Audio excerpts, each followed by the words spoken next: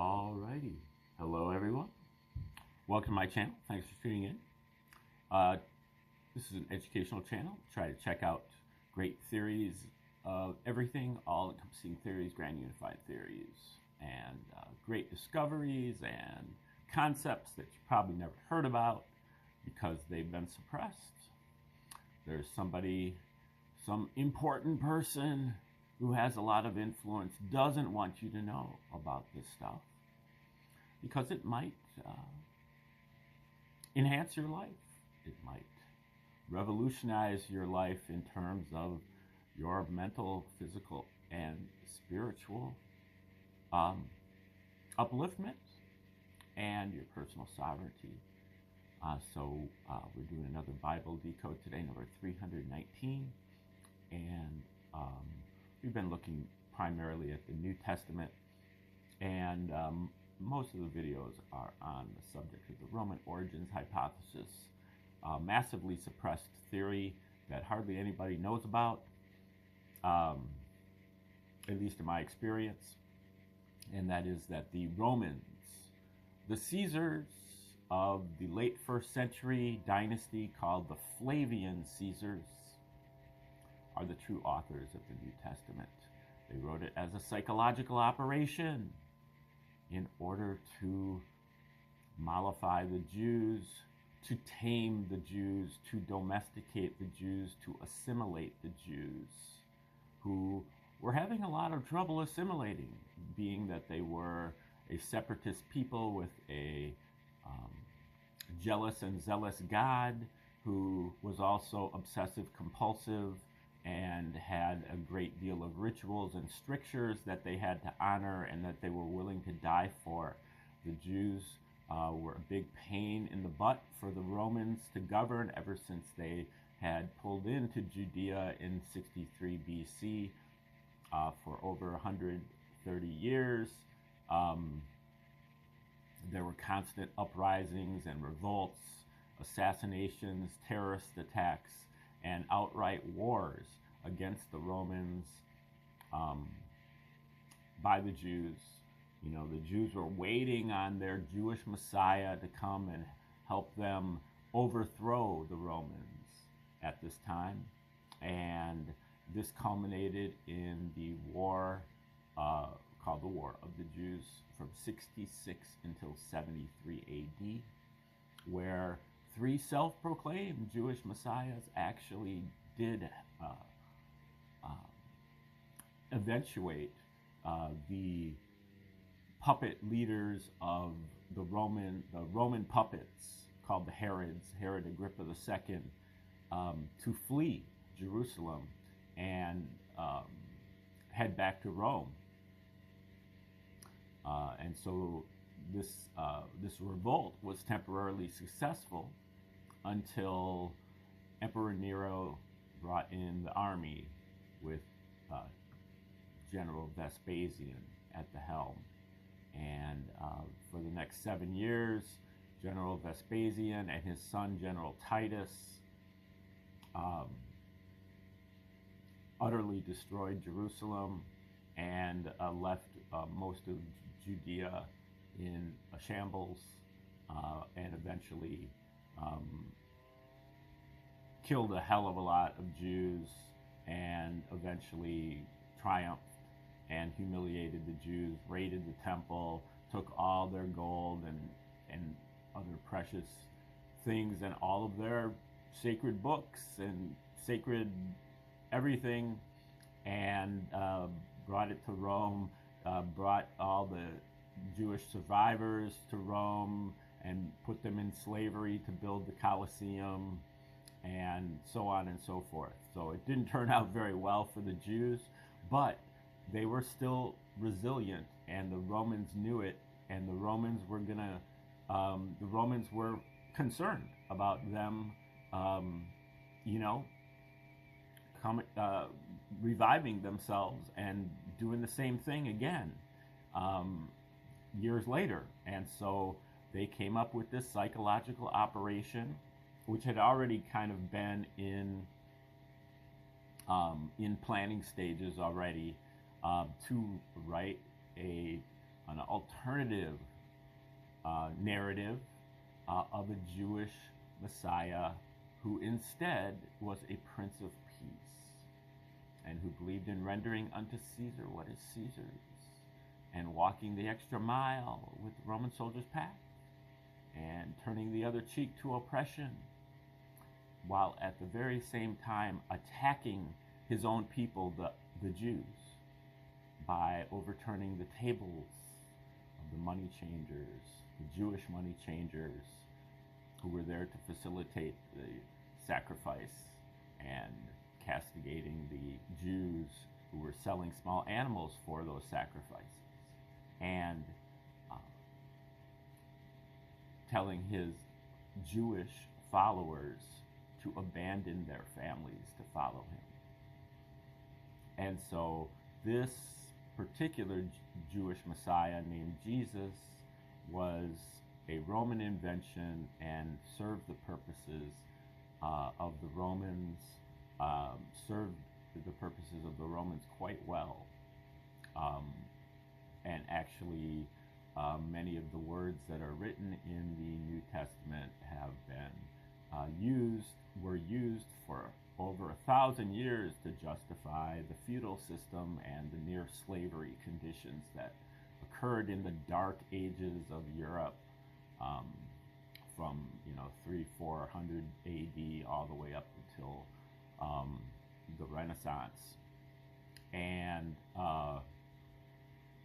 then when you read further along in the New Testament, you get to the Pauline epistles, and Paul is even more pro-Roman and even more anti-Jew than Jesus was. And so you can see the Romans' fingerprints all over this, just as a circumstantial matter. But then when you actually read the text, especially when you have the Code, which the Code comes from a 7-volume work called War of the Jews, which is a history of this particular war from 66 to 73 AD that was supposedly written by a character named Josephus. And when you read Josephus side by side with your Gospels, in particular the book of Luke, you can see the incredible parallels and parodies and parables between the two, which makes it obvious that they were both written by the same people at the same time for the same reason. Now, several scholars have come to this conclusion. Joseph Atwill in his book Caesar's Messiah, and Shakespeare's Secret Messiah. Also, Michael Menescot's in his new book called Christianity's Origin as a Flavian Secrecy Cult. Henry Davis, Creating Christianity, or maybe it's Creating Christ.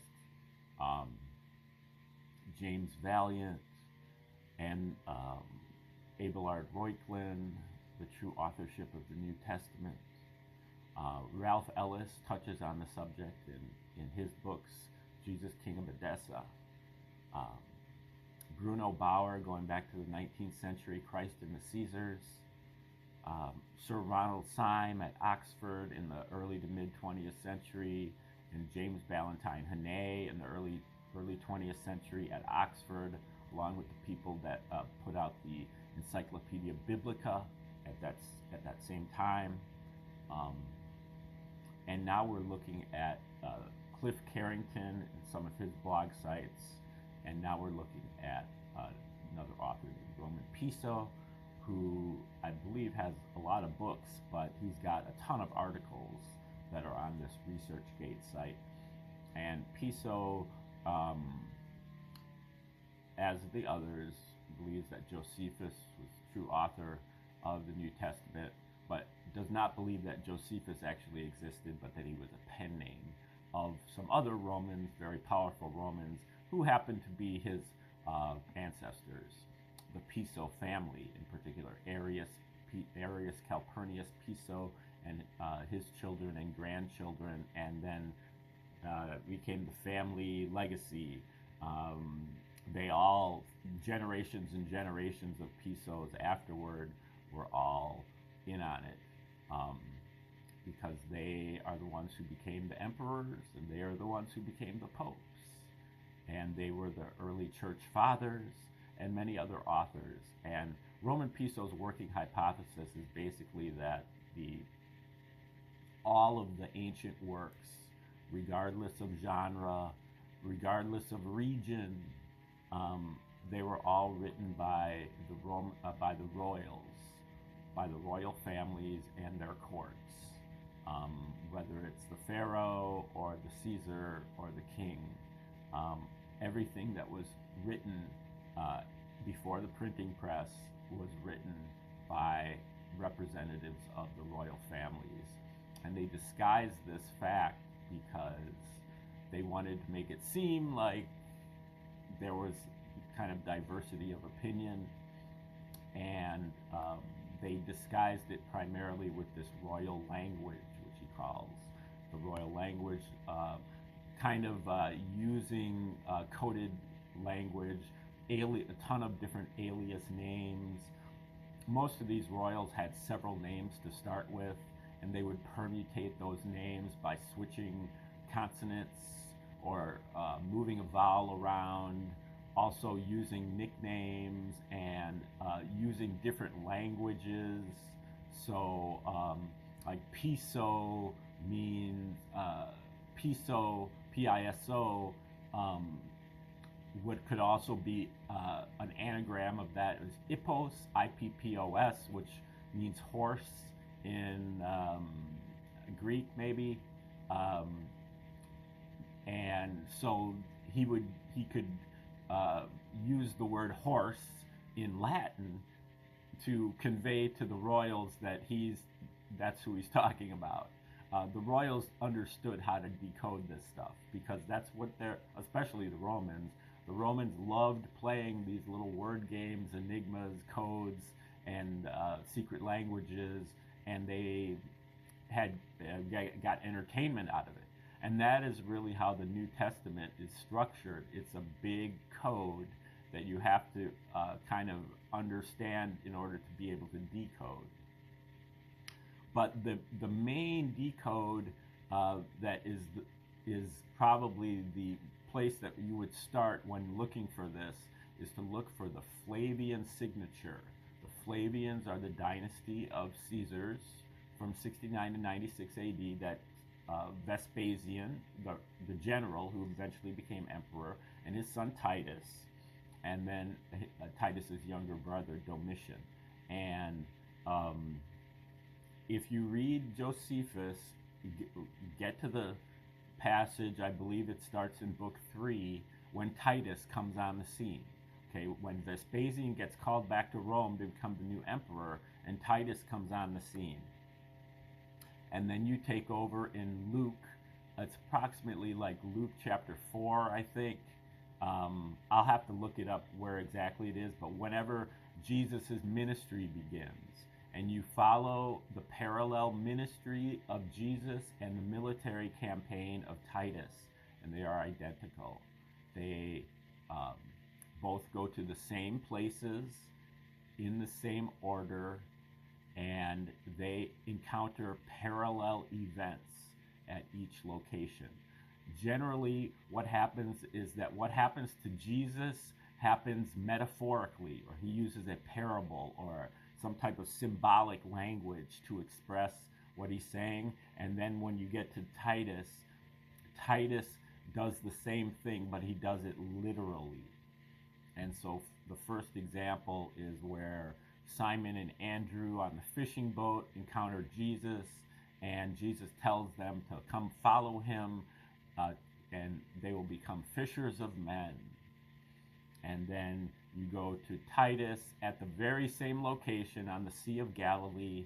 He's fighting a battle against the Jews, and one of the Jewish ships tips over or something, and a lot of the Jews are in the water, and he instructs his men to literally get their spears and their nets out and become fishers of men. And when the Jews stick their head above water, stab them, in the head, and kill them. And so they are literally fishers of men. And that's the kind of humor that the Romans love. They got a big kick out of this. And so that is the kind of humor that is in there with throughout, mocking, ridiculing, demeaning, and degrading the Jews at every turn. Roman Piso goes into that. We're looking to start. He's got an article called Seneca, Christianity and the Caesars. The Pisos were known as the Little Caesars. The Piso family was very powerful. They rivaled the Julian Caesars of Julius and Augustus and Tiberius and Caligula and Claudius and Nero. Julius Caesar tried to reunite the two families with his marriage to Calpurnia, but that didn't work out. Then Gnaeus Calpurnius Piso appears to have poisoned Germanicus Caesar in 19 AD. There were many Pisos killed by the Julians and many attempts by the Pisos to kill several of the Julians. So this was kind of a big rivalry between the two families. In addition to those, there was Caligula, who was the emperor from 37 to 41 AD, who stole Gaius Piso's wife, or basically appropriated Gaius Piso's wife, just pretty much just like pointed at him and said, "She's mine." And that's the emperor could do that. And so only to return later. Now Gaius Piso was the father of Arius Piso. Gaius Piso was kind of in one of the, along with his brother Lucius, was one of the, this is all according to Piso. I'm not telling you this as a fact. I'm telling you this as this person's theory, this person's research. Believe it or not, some of it rings true, some of it seems far-fetched, whatever you think. So Gaius Piso's, him and his brother Lucius were at the center of the plot to form a new universal religion, which was to replace the Jewish religion.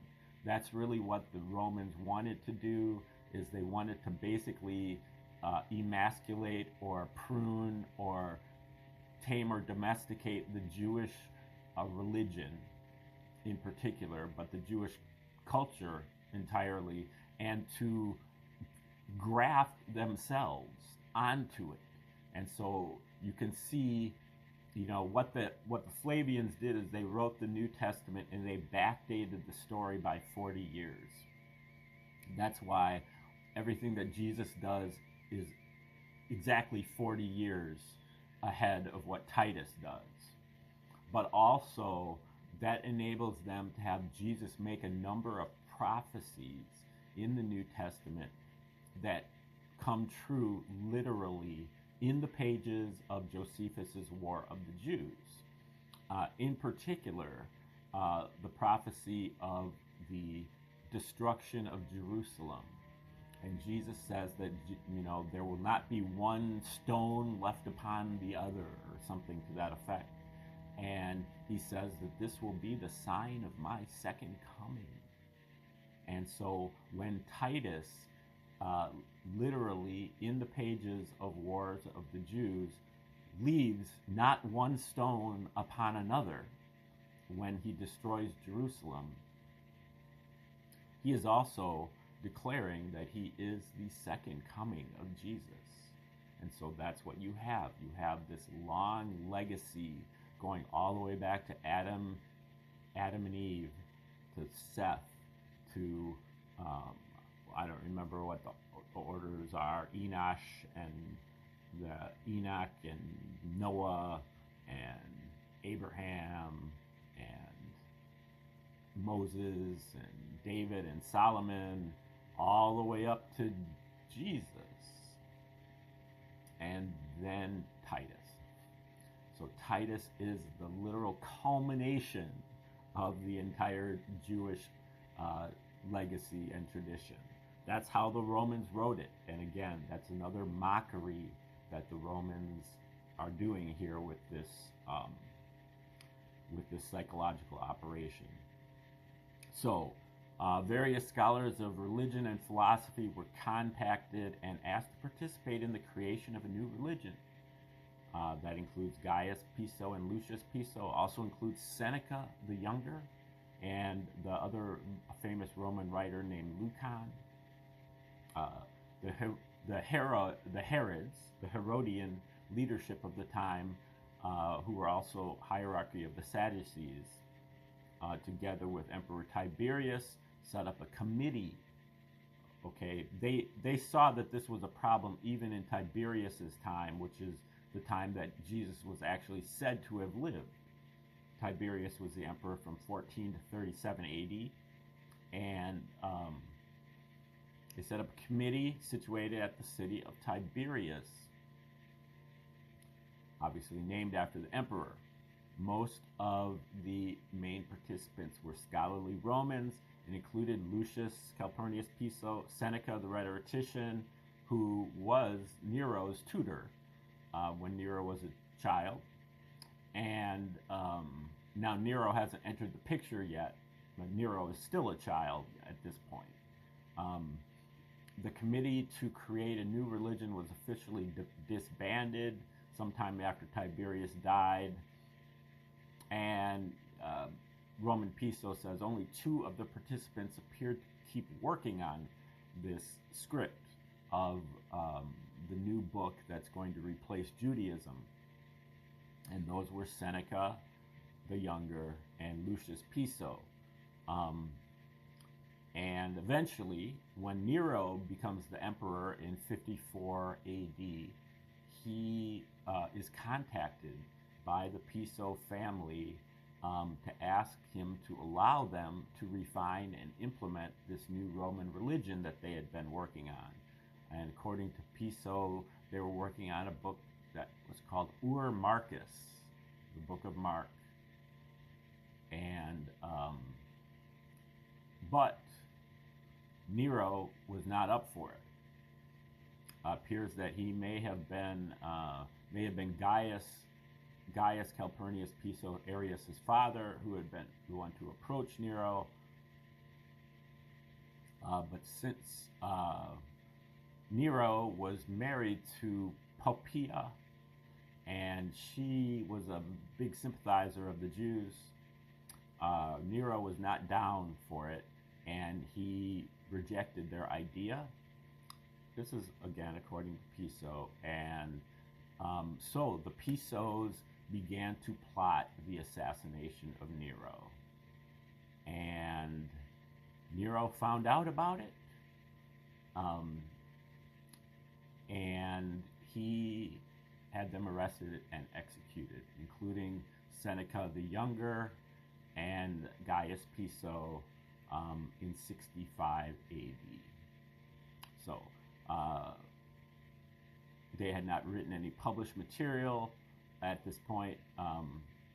And Arius Piso, the son, was born in 37 AD, as was Josephus, and according to the history. And so he was a young person at this time, teenager or early 20s, and he was spared, and his uncle Lucius was also spared. But Gaius was put to death, where he was forced to commit suicide in order to maintain his family property and his family name. That's kind of how they did it sometimes. And now, whether this script, Marcus, was actually patterned off of a true story, or possibly something like the Dead Sea Scrolls, or possibly some Jewish messiahs that were current at the time, because there were all kinds of Jewish messiahs running around in Judea in the first century is not really known. The story is patterned after some things, but then there's a lot of other stuff that's thrown in there. All of the coded language and the coded material. If you look at Michael Menescott's book, he takes the book of Luke and he looks for the parallels with War of the Jews. He found over 250 parallels just in the book of Luke and discovered that when you diagram them on a chart, they form 5 almost perfect letters in Latin. And so the people that wrote the book of Luke, which is an adaptation of the book of Mark, they literally signed their name to the book of Luke. And so there is a ton of coded material that's put in there, but there's also a lot of other stuff that makes it what you would call a universal religion. There's stuff from Greek Stoicism, Greek Cynicism, Roman Stoicism and Cynicism, mystery religions, pagan mystery religion, Egyptian philosophy and religion, Persian and Babylonian philosophy and religion. There's a ton of astrological and astronomical stuff that's in there, numerological stuff. So they literally threw in everything that they could come up with, and it's all kind of in there as a hodgepodge in the 4 Gospels, or really the 3 Gospels, the 3 synoptic Gospels.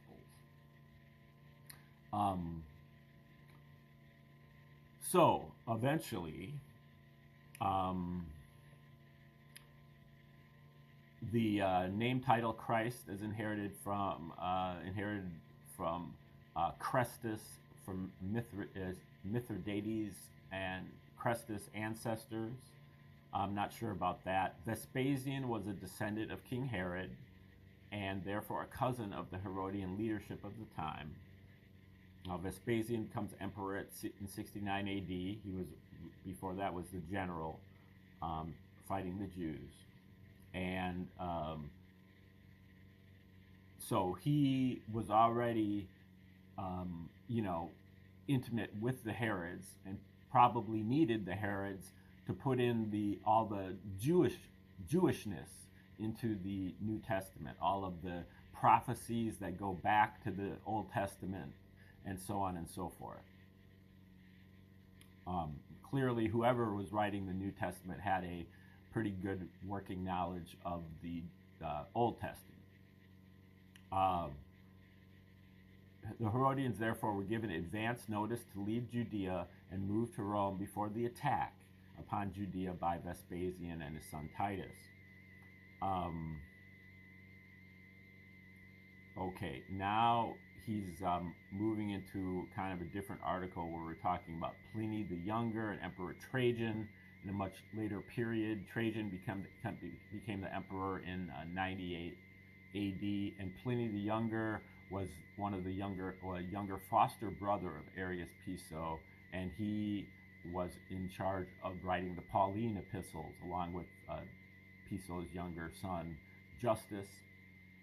And they wrote this in a much later period, 100 to 110 AD, which contradicts what the mainstream historians will tell you, that Pauline material was written before the Gospels. Let's see here, just kind of looking at my notes, and there's a lot of Piso's work is like detective work, looking at the letters that Pliny wrote in particular, but also Tacitus, who was also in on it, that they wrote amongst each other to kind of uncover all of the aliases that each one of these different people wrote under, and where they were at a specific time and what they were thinking. He also uses a ton of genealogies and creates genealogies to show how the first 30 popes were all directly related to the Pisos, and so on.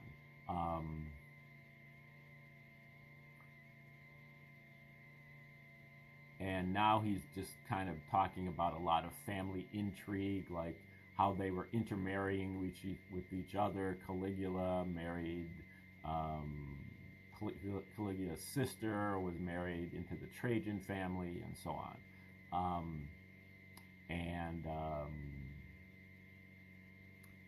That's a little bit too complicated for me, and some of this is too complicated for me because what I really care about is actually who wrote the New Testament, and whether it's Josephus or whether Josephus was going under the alias of Arius Piso, to me is a secondary or tertiary issue. The main point is that you can use Josephus's works, especially War of the Jews, to figure out that it was written by the same hand or hands that wrote the New Testament, or in particular the Gospels in this case. And then Piso's descendants were in charge of the other books. They were written originally as plays to be performed in front of the illiterate masses, and for them to be barnstorming around as a drama troupe, to perform these places all over the place and to spread the religion.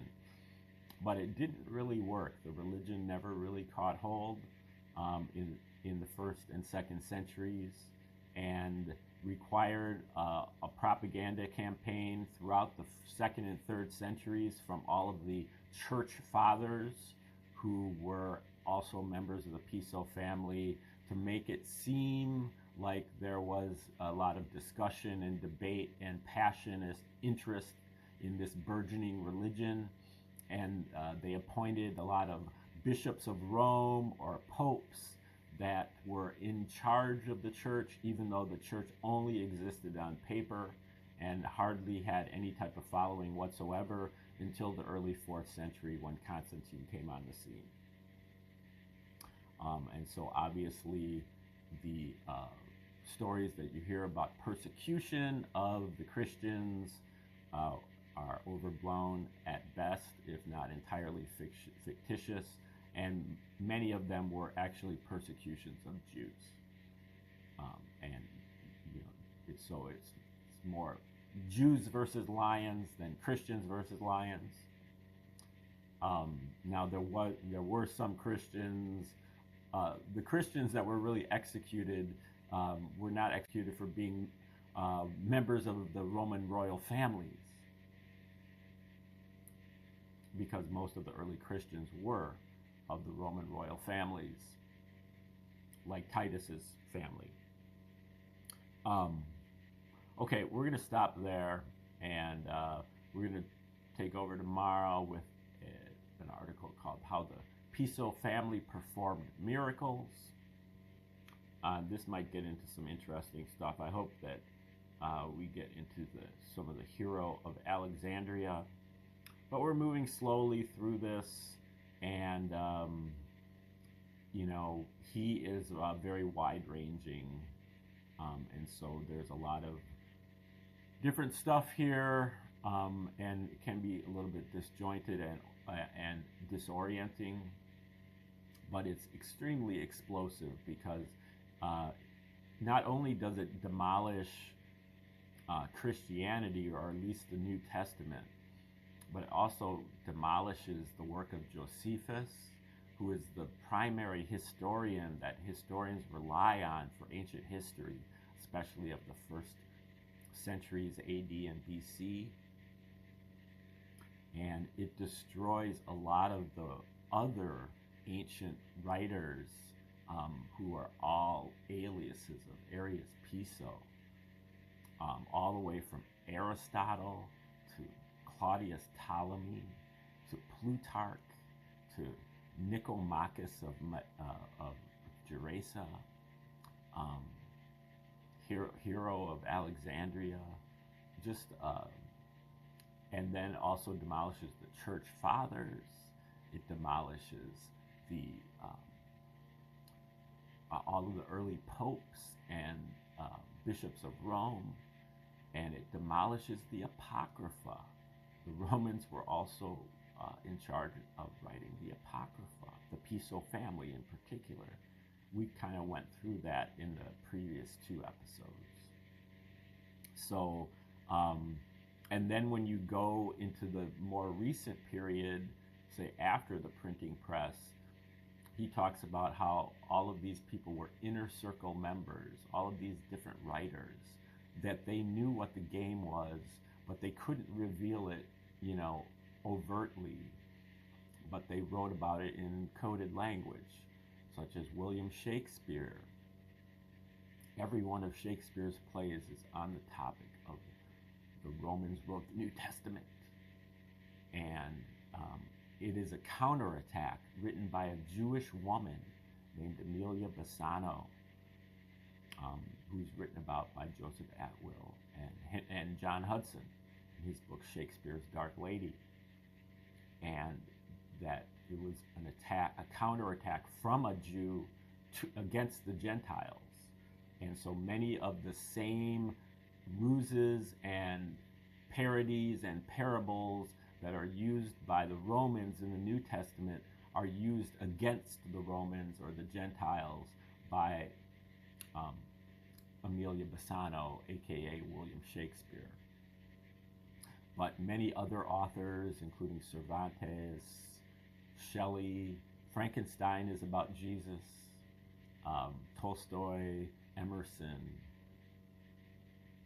Edgar Allan Poe, J.R.R. Tolkien, C.S. Lewis, and many, many others.